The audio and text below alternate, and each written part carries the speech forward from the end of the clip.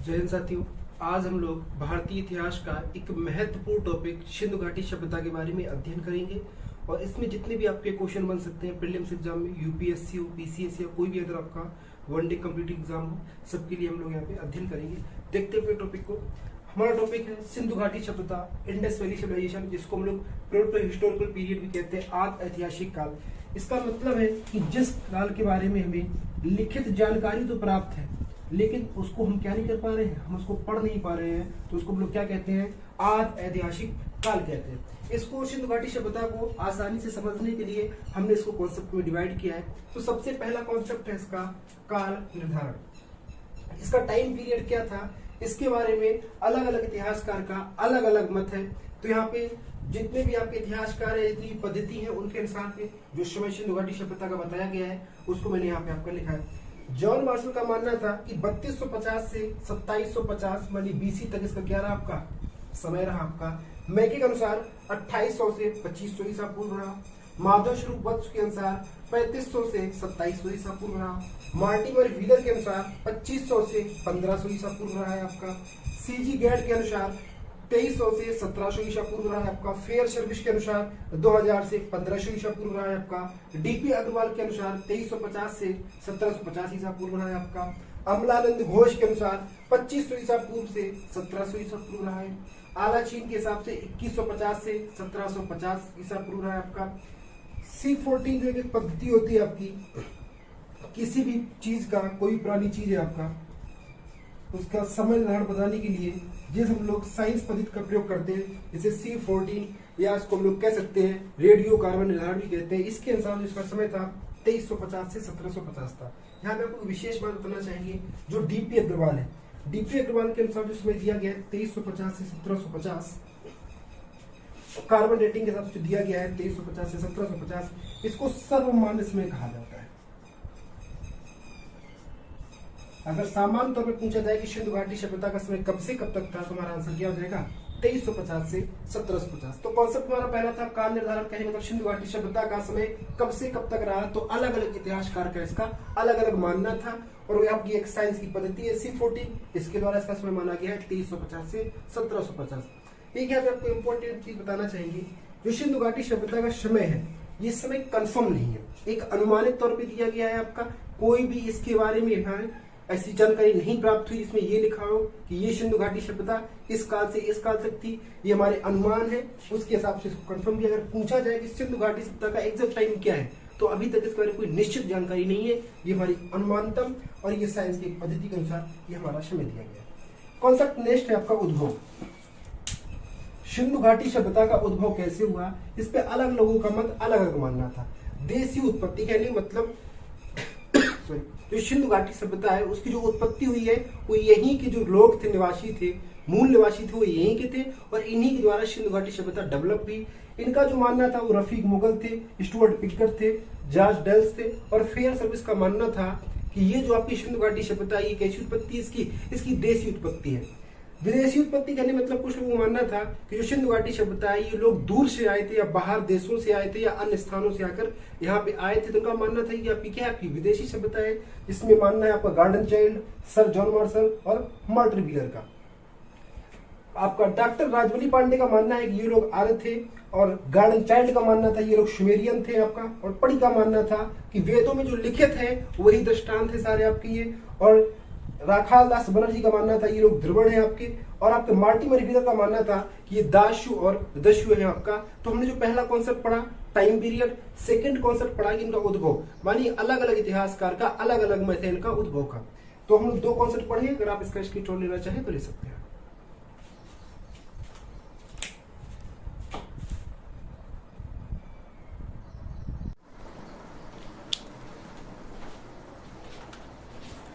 Next concept है हमारा कि सिंधु घाटी सभ्यता का विस्तार कहाँ से कहाँ तक था, भारत में उसका किस किस जगह विस्तार था, विश्व में कुल कितने स्थल हैं और कुल कितने देशों में इसका विस्तार था। तो इस पे हम लोग चर्चा करेंगे।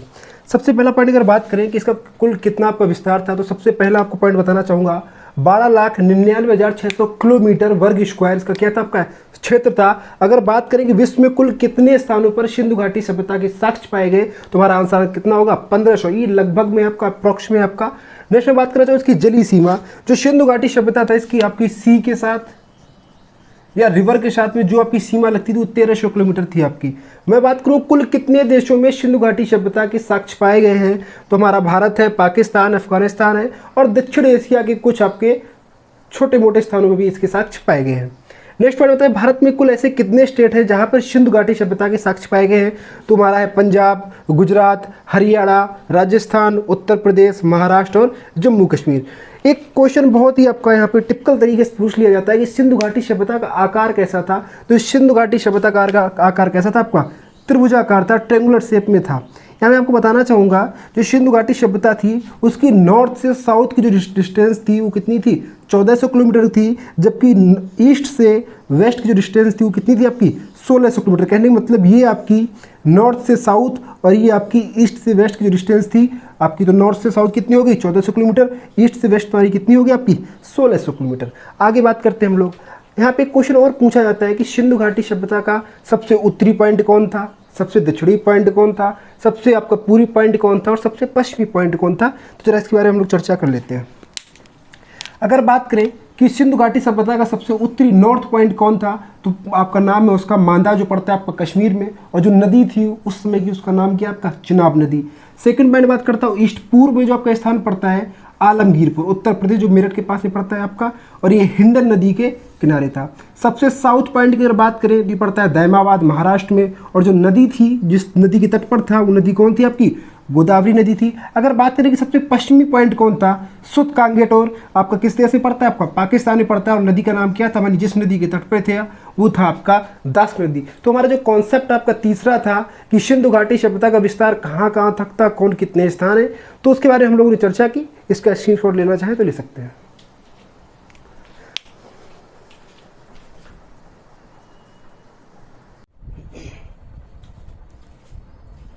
नेक्स्ट कॉन्सेप्ट है हमारा खोज एवं उत्खनन। सिंधु घाटी सभ्यता की सबसे पहली खोज किसने कराई और उत्खनन मतलब खुदाई का काम सबसे पहले किसने शुरू कराया, तो इसके बारे में हम लोग चर्चा करेंगे। अगर बात की जाए कि सबसे पहले सिंधु घाटी सभ्यता की खोज किसने की थी, तो एक अंग्रेज व्यक्ति थे चार्ल्स मेसन, और समय था आपका 1826, और जो स्थान था आपका वो हड़प्पा का टीला था। लेकिन चार्ल्स मेसन ने इस पर विशेष ध्यान नहीं दिया। आपका क्वेश्चन पूछा भी गया है आपका छत्तीसगढ़ पीछे से क्वेश्चन पूछा गया कि सबसे पहले सिंधु घाटी सभ्यता की खोज किसने की थी, तो आंसर हमारा क्या होगा चार्ल्स मेसन। लेकिन विशेष ध्यान रखिए इन्होंने क्या किया, इस पर विशेष ध्यान नहीं दिया, इस पर फोकस नहीं किया। अब बात करते हैं 1853 और 1856 के बीच का समय है जब आपका रेलवे लाइन बिछाया जा रहा था। तब यहाँ पे आपके अत्यधिक साक्ष्य प्राप्त हुए, उसकी जरा बात करते हैं। 1853 से लेकर 1856 के बीच में पाकिस्तान में आपका रेलवे लाइन विकास हो रहा था, और जो रेलवे लाइन का विकास हो रहा था उसको जो नेतृत्व कर रहे थे आपके हेड थे वो थे सर अलेक्जेंडर कनिंघम, और वहां पे दो व्यक्ति थे ब्रंटन बंधु जिनका नाम है आपका जॉन ब्रंटन एवं विलियम ब्रंटन। यहाँ जरा बताना चाहेंगे जब जॉन ब्रंटन और विलियम ब्रंटन आपकी पाकिस्तान में रेलवे लाइन विकास के लिए खुदवाई करवा रहे थे तो उनको पुरानी ईंटें प्राप्त हुई, लेकिन इनका मानना था कि इस समय वर्तमान में जो अंग्रेज है, अंग्रेज सबसे सभ्य और आपके सबसे ज्यादा विकसित सभ्यता में से एक है।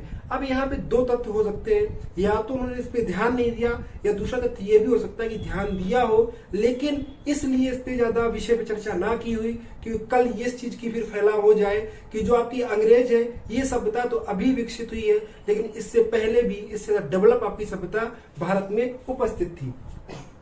तो यहाँ पे क्वेश्चन पूछा जाता है कि जॉन ब्रंटन और विलियम ब्रंटन को क्या प्राप्त हुआ, तो क्या प्राप्त हुआ था कि प्राचीन ईंटें प्राप्त हुई थी। अब बात करते हैं 1921 का समय आया, भारतीय पुरातत्व एवं सर्वेक्षण विभाग ने इसकी खुदाई का जिम्मा लिया और यहाँ पे एक टीम का गठन किया गया, और उस टीम के जो अध्यक्ष बनाए गए वो दयाराम शाहनी बनाए गए आपके, और इनके सहायक के रूप में काम कर रहे थे माधव स्वरूप वत्स। और जो खोज की इन्होंने वो हड़प्पा नामक स्थान की जो माउंटगोमरी पंजाब प्रांत पाकिस्तान में पड़ता है।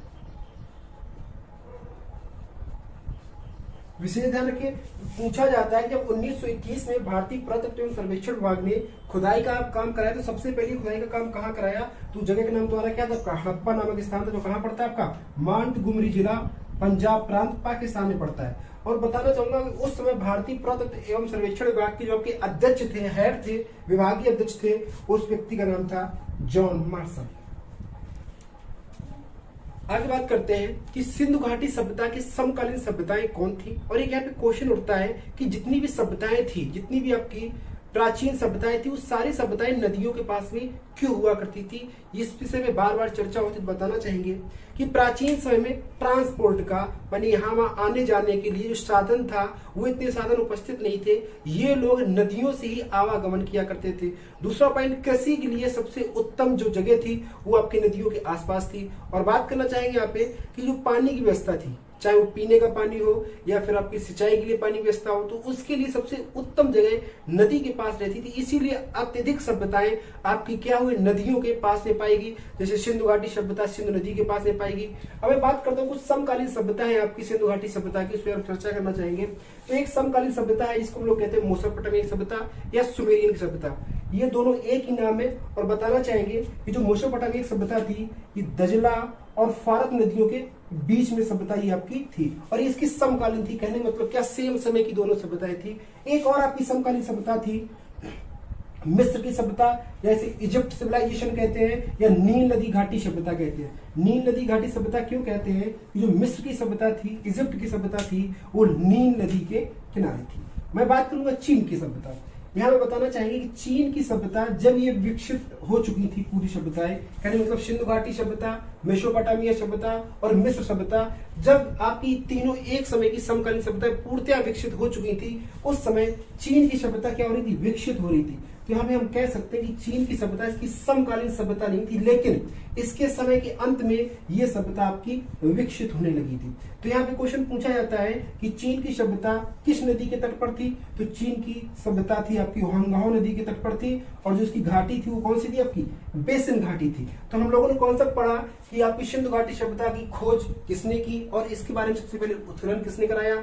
दूसरा यहाँ पे नेक्स्ट कॉन्सेप्ट और पढ़ा हम लोगों ने, उसमें पढ़ा कि सिंधु घाटी सभ्यता की आपकी समकालीन सभ्यताएं कौन थी और उस समय सिंधु घाटी सभ्यता के आगे ऐसी कौन सी सभ्यता थी जो आपकी डेवलप हो रही थी। तो उसके बारे में हम लोगों ने यहाँ पे दो कॉन्सेप्ट पे अध्ययन किया। इसका अगर स्क्रीनशॉट लेना चाहे तो ले सकते हैं।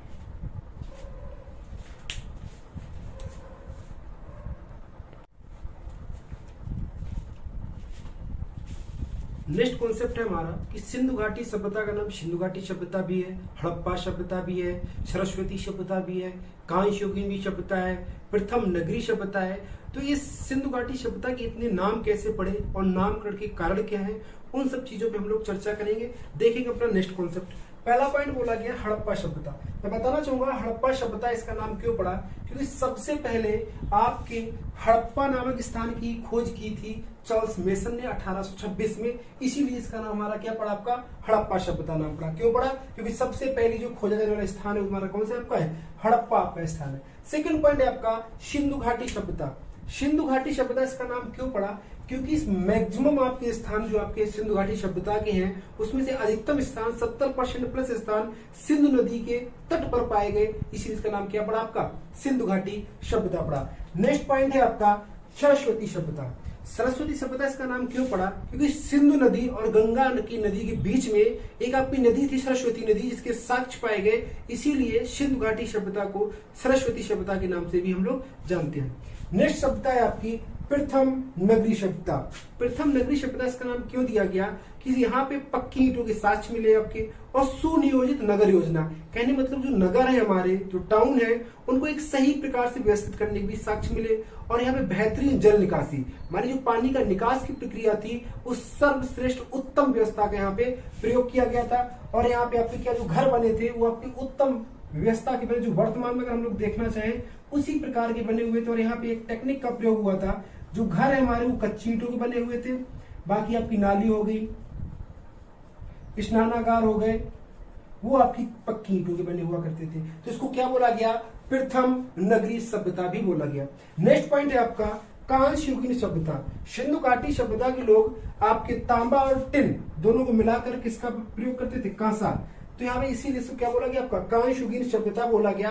काफी यहाँ पे जो आपके मेटल पाए गए, काफी जो साक्ष्य पाए गए, किसके पाए गए, कहाँ सीख पाएगा, लेकिन यहाँ विशेष ध्यान रखें कि सिंधु घाटी सभ्यता के लोगों ने सबसे पहले आपकी जिस धातु का प्रयोग किया था वो धातु थी आपकी तांबा। ठीक है, तो हम लोगों ने यहाँ देखा कि सिंधु घाटी सभ्यता के जो नाम है वो कितने नाम है, तो कुल मिलाकर आपके 5 नाम है। इनके नाम के कारण क्या है, अब हम लोग नेक्स्ट कॉन्सेप्ट देखेंगे कि सिंधु घाटी सभ्यता का अंत कैसे हुआ। अब यहाँ पे अलग अलग इतिहासकार, अलग अलग विद्वानों का अलग अलग मत है कि सिंधु घाटी सभ्यता हो सकता है इस वजह से खत्म हुई। तो जितने भी हमारे साक्ष्य मिले हैं और जो आज तक के किसी भी एग्जाम में, चाहे वो यूपीएससी का हो या चपरासी का हो, जहां तक जो भी क्वेश्चन पूछे गए हैं और जो अन्य क्वेश्चन पूछे जा सकते हैं उनको सभी हमने यहाँ पे ऐड किया है। जैसे पहला आपका है कि भूकंप। रेक्स और डेल्स का मानना है कि सिंधु घाटी सभ्यता का जो अंत हुआ वो भूकंप से हुआ। हो सकता है कि सबसे पहले भूकंप आया हो, उसके बाद में सिंधु घाटी सभ्यता का बांध टूटा हो, या आपकी नदी में जो इसका बहाव स्तर था वो टूटा हो, और हो सकता है वहां पे बाढ़ आई हो। तो ऐसे प्रत्येक लोगों का अलग अलग मानना है, तो हम लोग प्रत्येक व्यक्ति देखते हैं कि किसका क्या मानना है। तो भूकंप से सिंधु घाटी सभ्यता का अंत हुआ, ये मानना था रेक्स और डेल से। और बाढ़ से आपका अंत हुआ, ये मानना था जॉर्ज मार्शल, अर्नेस्ट मैके और एन.आर. राव का मानना था कि आपका बाढ़ से इस सभ्यता का अंत हुआ है। नेक्स्ट है आपका प्राकृतिक आपदा। के.आर.यू. कैनेडी का मानना था कि प्राकृतिक आपदा कोई हुई होगी जिसके आधार पर सिंधु घाटी सभ्यता का अंत हुआ। नेक्स्ट है आपका बाह्य आक्रमण। गार्डन चाइल्ड, स्टुअर्ट पिगट, इनका मानना था कि किसी बाहरी समुदाय ने, किसी बाहरी देश ने इस पे आक्रमण करके इस सभ्यता को खत्म कर दिया होगा। नेक्स्ट है आपका आर्य आक्रमण। आर मार्टिमर का मानना था क्योंकि सिंधु घाटी सभ्यता के बाद में जो विकसित हुई सभ्यता थी वो आपकी आर्य सभ्यता, जिसे हम लोग वैदिक काल कहते हैं, तो इनका मानना था कि आर्यों ने सिंधु वासियों पर आक्रमण करके इनको खत्म कर दिया था। नेक्स्ट पॉइंट है आपका जलवायु परिवर्तन, यानी क्लाइमेट चेंज हो गया, ऐसा मानना था आपका ए.एन. घोष और ऑरेल स्टीन का। नदी शुष्कता जो माना गया है वो किसके द्वारा माना गया, सूद और अग्रवाल। अस्थिर नदी तंत्र, जो हमारा रिवर सिस्टम था वो अस्थिर था आपका, इसकी वजह से भी सिंधु घाटी सभ्यता खत्म हुई होगी, ये मानना था लैम्ब्रेक का। पारिस्थितिकी असंतुलन, हमारा जो पारिस्थितिकी असंतुलन है वो बिगड़ गया, जिसकी वजह से सिंधु घाटी सभ्यता खत्म हो गई, मानना था फेयर एंड सर्विस का। भूतात्विक परिवर्तन मानना था आपका एम.आर. साहनी, आर.एल. गाइक्स और एफ. डेल्स का। महामारी, महामारी मानना था के.यू.आर. कैनेडी का कि कोई एक ऐसी महामारी आई जिससे सिंधु घाटी सभ्यता खत्म हो गई। जैसे फॉर एग्जाम्पल आपकी हैजा महामारी हो गई थी, आपकी कोरोना हो गई, जैसे वर्तमान में आपकी चली। वैसे माना जाता है कि सिंधु घाटी सभ्यता में भी कोई एक ऐसी आपकी महामारी फैली होगी जिसकी वजह से सिंधु घाटी सभ्यता खत्म हो गई।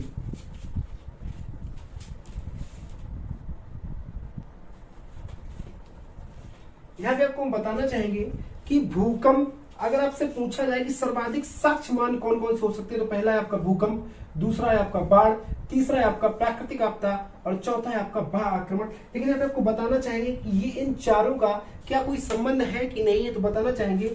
आपका भूकंप और बाढ़ तो आपका किसमें अंतर्गत आपका आ गया, प्राकृतिक आपदा में आ गया। लेकिन एक पॉइंट होता है बाह्य आक्रमण, क्या बाह्य आक्रमण के द्वारा सिंधु घाटी सभ्यता का अंत हुआ होगा। मैं कुछ यहाँ पे अपना मत प्रस्तुत करके आपको समझाना चाहूंगा। हो सकता है कि भूकंप आया हो और भूकंप आने पर वहां का बांध टूटा हो जिससे सिंधु घाटी सभ्यता आपकी खत्म हो गई। बताना चाहेंगे आपके चाइना में एक बांध टूटा था जिसके आपका एक भूकंप आया था 8.6 रिक्टर स्केल, और यहाँ पे 91,000 प्लस लोग मारे गए थे। तो कहने मतलब कि हो सकता है पहले आपका आपका बांध टूटा हो, बांध टूटने से क्या हुआ, आपका भूकंप आया हो, और भूकंप आने से और बाढ़ आने का मिश्रित रूप हो सकता है। नेक्स्ट पॉइंट हो सकता है बाह्य आक्रमण। बाह्य आक्रमण कहने मतलब इसको हम लोग ऐड कर सकते हैं आर आक्रमण के साथ में। कोई भी हम लोग आक्रमण की हमारी जो कूटनीति होती है, हो सकता है आर्यों ने आक्रमण किया, उनका मानना हो कि हम लोग इनसे लड़े क्यों, सीधा ही इस बांध को तोड़ दिया जाए, जिससे वहां पे एक अवस्था उत्पन्न हो जाएगी, किसकी, भूकंप की अवस्था उत्पन्न हो जाएगी, और किसकी उत्पन्न हो जाएगी, आपकी बाढ़ की। तो हो सकता है बाढ़ और भूकंप से इसका अंत हुआ हो। लेकिन मेरा मानना है कि हो सकता है कि सबसे पहले वहां पे भूकंप क्रिएट होगा, उसके बाद में बाढ़ क्रिएट हुई होगी। और यही तो प्रमुख रीजन, अगर आप इतिहास पढ़ते हैं, आप डीपी अग्रवाल की पुस्तक पढ़ते हैं, उसमें जो सबसे निकटतम साक्ष्य माने जाते हैं, सबसे सटीक साक्ष्य माने जाते हैं, आपकी भूकंप और बाढ़ है कि सिंधु घाटी सभ्यता का अंत कैसे हुआ। तो हम लोगों ने दो कॉन्सेप्ट और पढ़े कि इसका नामकरण कैसे हुआ और सिंधु घाटी सभ्यता का पतन के कारण क्या है। तो प्रत्येक आपके इतिहासकार का क्या मत है उसको हम लोगों ने पढ़ा। तो इसका स्क्रीनशॉट लेना चाहें तो ले सकते हैं।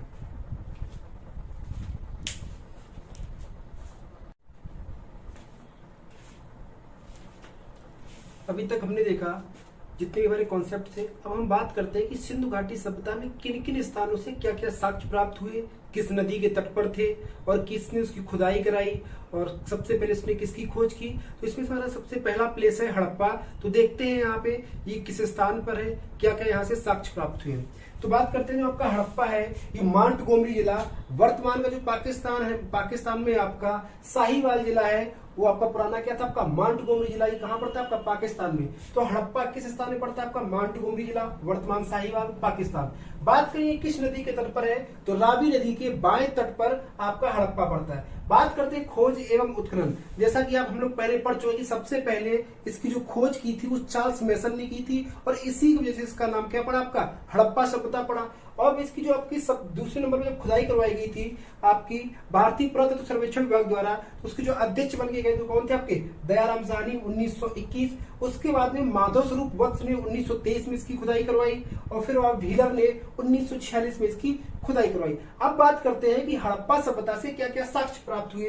तो यहाँ से प्राप्त हुआ है कपास, हल और हशिया, और आपका यहाँ पे पाया गया संघ का बना बैल, उर्वरता की देवी का चित्र। बताना चाहेंगे उर्वरता की देवी का चित्र दर्शाता है कि सिंधु घाटी सभ्यता के जो लोग थे वो आपकी सबसे ज्यादा जो व्यापार करते थे वो कृषि से संबंधित हुआ करता। कहने मतलब क्या, यहाँ पे जो प्रमुख व्यवसाय के रूप में अगर माना जाए तो कृषि था। नेक्स्ट पॉइंट देखेंगे, बोला गया है ईंटों के वक्राकार चबूतरे। जो चबूतरे बना करते थे वो ईंटों के वक्राकार शेप में बना हुआ करते थे। नेक्स्ट पॉइंट है आपका कब्रिस्तान R37। मैं बताना चाहूंगा जो कब्रिस्तान थे वो R37 प्रकार। कहने मतलब क्या, एक समाधि का प्रकार होता है R37 और ये जो समाधि होती है किसकी बनी होती है, आपकी लकड़ी के ताबूत का बना होता है। इसे हम लोग क्या कहते हैं, R37 कहते हैं, समाधि का एक प्रकार है। और यहाँ पे क्या मिले, गेहूं एवं जौ के अवशेष मिले। पीतल का बना इक्का, कहने का मतलब जो तांगा है वो किसका बना हुआ करता था, आपका पीतल का। नेक्स्ट है आपका बर्तन पर बने मछुआरे के चित्र। यहाँ पे जो बर्तन थे, बर्तन में मछुआरे के चित्र आपके पाए गए। नेक्स्ट पॉइंट है आपका पुजारी की पत्थर की मूर्ति। ये जो पत्थर की मूर्ति थी पुजारी, ये आपके महादेव, ये आप कह सकते हैं हमारे शिव है, उनके रूप की थी आपकी। फिर आपकी लिंग पूजन, जिस प्रकार से वर्तमान में हम लोग महादेव की जो पूजा करते हैं, जो शिवलिंग होती है, वैसे भी आपके किसके साक्ष्य मिले, आपके लिंग पूजन के भी साक्ष्य मिले। बात करते हैं नेक्स्ट पॉइंट है आपका मातृ देवी की मृडमूर्ति। कहने मतलब जो सिंधु घाटी सभ्यता थी वो मात्र सत्तात्मक थी। इसके साक्ष्य क्या देता है, आपका मातृ देवी की मृड मूर्ति। अब थी या नहीं थी ये अनुमानित है। नेक्स्ट पॉइंट पर है आपका पक्की ईंटों का जल निकास। ये लोग फिजिक्स का बहुत अच्छी तरीके से प्रयोग करते थे। कच्ची ईंटों का प्रयोग घर के लिए करते थे और पक्की ईंटों का प्रयोग जल निकासी के लिए किया करते थे। नेक्स्ट पॉइंट है आपका लाल बलुआ पत्थर से मनुष्य का शरीर। एक जगह लाल बलुआ पत्थर से निर्मित मनुष्य के शरीर के साक्ष्य मिले हैं। फिर बात करते हैं अभिलेख वाली मोहरें। सबसे ज्यादा अभिलेख वाली मोहरें कहाँ पे मिली, आपकी हड़प्पा में मिली। और यहीं से जो आपकी कुछ अभिलेख मिले हैं, मानी जो आपकी मोहरें मिली हैं वो कहाँ की मिली है, आपकी मेसोपोटामिया की मिली है। और आपकी कहाँ की मिली है, दूसरा आपका क्या था, आपका नील नदी की सभ्यता जिसे कहते हैं, वहां की 2 जगह की आपकी यहाँ पे मोहरें मिली। और खुद यहाँ की जो निर्मित आपकी सिंधु घाटी सभ्यता की जो मोहरें थी सर्वाधिक कहाँ पे मिली, आपकी हड़प्पा से मिली। नेक्स्ट पॉइंट है आपका स्त्री के गर्भ से निकलते हुए पौधे का चित्र। कहने का मतलब ये लोग कृषि पर सर्वाधिक अधीन थे आपके, तो इसका भी साक्ष्य मिला है। नेक्स्ट पॉइंट है आपका अन्नागार। कहने मतलब जहां पे हम लोग अपना अनाज रखते हैं, यहाँ पे 12 कमरे मिले। और 12 कमरे कैसे मिले, 6-6 कमरे आपके, एक साइड में 6 कमरे और एक साइड में 6 कमरे, अन्नागार। फिर यहाँ पे जो आपका प्राप्त हुआ, आपका जो हड़प्पा था उसके बाद 2 टीले प्राप्त हुए, एक पूर्वी टीला और एक पश्चिमी टीला। जो पूर्वी टीला हुआ करता था वो आपका नगर टीला हुआ करता था और जो पश्चिमी टीला हुआ करता था ये दुर्ग टीला। दुर्ग टीला क्या, यहाँ पे सारी आपके जो रक्षा से संबंधित प्रावधान थे वो थे आपके, और मजदूरों का आवास था। यहाँ पे जो हमारे इतिहासकार हैं, इतिहासकार ने हड़प्पा का जो पश्चिमी टीला है इसको किस नाम की संज्ञा दी, माउंट आबू नाम की संज्ञा दी। तो हम लोगों ने जितना आज तक पढ़ा, मानिए हमारा यहाँ पे पहला आपका स्थान चल रहा है हड़प्पा की, हड़प्पा के साक्ष्य क्या क्या प्राप्त हुए। तो अब हम एक नेक्स्ट वीडियो अपलोड करेंगे, इसमें हम लोग आगे वाले स्थान देखेंगे, मोहनजोदाड़ो, लोथल, बनावली, चन्नूदड़ो। तो ये भाग फर्स्ट है, भाग सेकंड बहुत ही जल्दी आपका अपलोड कर दिया जाएगा। धन्यवाद।